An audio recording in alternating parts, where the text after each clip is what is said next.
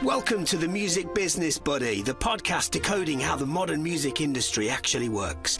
I'm Johnny Amos, industry consultant, artist manager, producer, educator, and author of The Music Business for Music Creators. Every Wednesday, I explore the ideas, technology, and industry shifts shaping the future of music. This show helps creators navigate the rapidly changing business of music.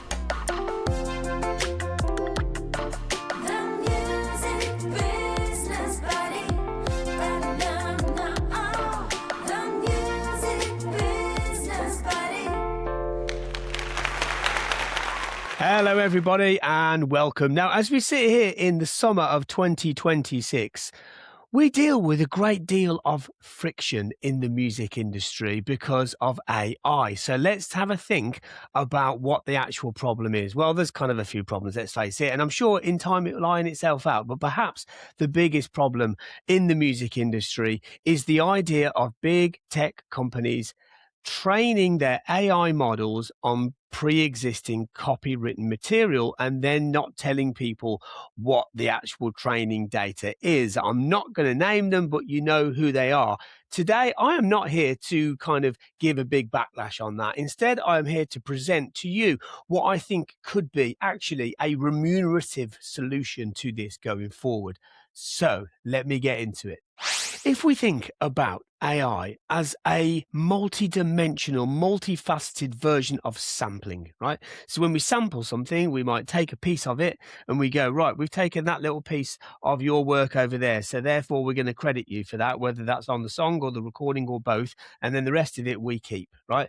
That model there could work in AI, and I'm going to present how I think that could actually happen. So what we're going to do is to start off by looking at an existing model that we can actually learn from that already sort of does this, but in sampling. And then we're going to look at how that can actually transfer itself over to AI models. Stick with me on this, everybody. This could be a game changer. Okay. So for anybody that's not familiar with them, there is a company called TrackLib, right? Now, TrackLib are a platform that enables producers and artists to sample music legally. So you find a song to sample, kind of like a digital crate digging exercise, right? But instead of having to then, sample something and then figure out if you're going to clear it, they flip it the other way around. So everything that's in that pot is already cleared. Now, you'd find a song to sample, you create music using those original recordings, you clear the samples before the release, and then the track ownership and provenance, i.e. where it came from to begin with, the intangible on the song and the recording, is recognized, and then it works to compensate rights holders. Now, why can't that work in AI? Well, there's probably a few reasons, and I can think of a few, and I'll tell you what they are. But before then, let me present this to you. If we applied this to AI generative systems, this is what it could look like. Licensed training models, licensed training catalogs, so AI companies train only on music where labels, publishers, artists, and right holders actually opt in. Training provenance database, so creators can see whether their music was actually included in the process of training. Revenue participation, right? So artists whose catalogs contributed to training material receive royalties or usage-based payouts, or if it's like TrackLib, then actually both. And then there is influence reporting. So AI systems could disclose the training domains or stylistic influences on some level. There is also then the clear commercial rights. So users generating music know exactly what they can legally release. So if we were to put that into a little chain, this is what the chain could actually look like. Artists upload their catalog, chooses training permissions, AI company licenses access, the model trains, then generated outputs create revenue. Rights holders receive compensation according to agreed terms. Now, this is a little bit like what TrackLib do. And again, I'm using them as a kind of example here because they've kind of made this work in sampling and it works really, really well. There's been hit records with it and it works fairly and it works transparently. Now, I know it's a different beast when it comes to AI because there's so many other levels to it, but I think we can learn something from it. Now, let's just simplify it into this.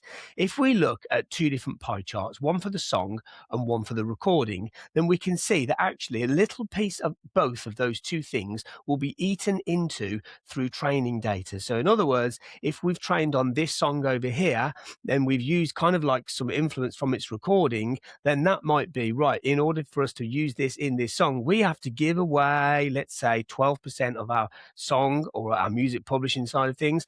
And then we have to pay this fee over here for a micro fee, right, for the use of the recording. Now, if that were to happen, that happens in the sampling world in TrackLib. If that were to happen in the AI world, I know it's more complex, but it's still possible. However, there are problems that come with it. First of all, there's a major scale difference, right? TrackLib licenses humans, right, to deliberately sample something, and AI models ingest millions of words statistically rather than just reproducing single pieces. That's one problem, but I'm sure somebody could build something to overcome that. Value allocation. So if an AI trained on 10 million songs to generate one output, i.e. one song, how do you decide who gets paid? Now that is difficult, but at the same time, it could be that actually that could be filtered through by looking at its provenance, by looking at its characteristics, which is not too dissimilar than the technologies used by, let's say, Shazam when they scan a waveform, or by Spotify when they do raw file analysis to understand the characteristics and elements of the song's recording. So if that similar kind of thing was applied to this, it might be possible to track that and then remunerate them further down the line. Now, influence versus copying. AI models usually learn patterns rather than storing reusable samples, so making compensation accounting a lot harder. Competitive pressure also, so licensing everything up front is expensive and slower than scraping public internet data. Of course it's going to be harder. I'm not saying this is an easy transition to do. I'm just saying I think it might be possible. One thing's for certain, it would reduce a lot of industry tension. Now, there is proof of concept on this already. So we're going to look at two different examples where we're kind of starting to see this thing happening already. So Klay Vision, who are a large music model, are particularly interesting here because it publicly claims that large music model is trained exclusively on licensed content, and it has secured agreements with Universal, Warner, and Sony to be able to do that. Also, 11 Labs Music, who are a very interesting company, they license training material from Merlin and Cobalt for its music system instead of relying on unlicensed major label data. So we've already got a couple of examples there where it's already started to happen, but a lot of people don't necessarily know about this yet. Now, traditionally speaking, the music industry has often been slow to react to problems. We've seen that in the past, and we don't really want to see it again with this, although we might already be there a little bit, but it's certainly not too late. There is often a culture of scrape first, litigate later, but I think that the music industry is now starting to turn into license catalogs and partnership models. And that again would fall in line with what I'm projecting here today. So there you have it, a little summary. Now, it might be that some people who are watching this or listening to me right now, people that I know of in the music industry going, well, Johnny, you know what? That's lovely, but it's not that simple. I'm sure it's not. I'm not projecting for 1 minute that this is a simple transition, but the problem is it might be too late if we leave it too long. And this is one thing that could shift things around a little bit. Now, I know that there's still very much a moral issue for a lot of music creators, but I also know that there are many, many, many people now using AI to create a part of something that they're working on. And that part then might get then re-recorded later down the line. Now, AI usage is not going to be able to track that, is it? That's something that at the moment, we're in a declaration model. We have to say, oh, we've used this, and therefore we say that because we've used this, then you have to print it and say that we've declared usage on this. That's lovely, and it's a step in the right direction, but it's also very flawed because it relies totally upon honesty. And I'm not saying people aren't honest, but sometimes some people aren't, right? And that's difficult as well. So actually, if the menu was license something for training and then partner it correctly, then we're moving away from that let's sample this, let's litigate later, which is kind of one of the problems of the past in the recorded music industry, especially in the 20th century. Sampling in itself is still a very difficult thing for some people to understand because it's like history building on history. And if you don't sample music or you're not open to being sampled, that's okay. You don't have to be, because everything that I've projected here, you can opt out of it. Anyone can.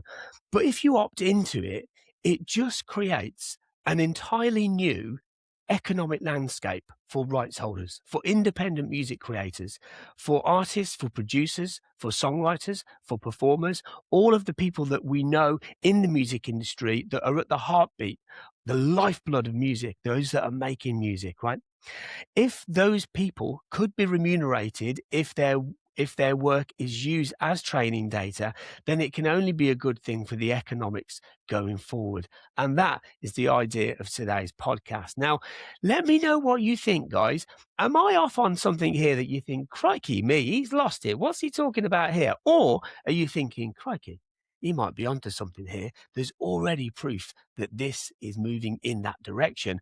Could it change completely? Could a big tech company all of a sudden go, bang, actually, we're going to be completely transparent about our training model and go license model first and then make it accessible to people? Or is there going to be a new company that comes around that changes everything forever, that does this first? Only time will tell. Anyway, that's enough from me today. Have a great day and may the force be with you.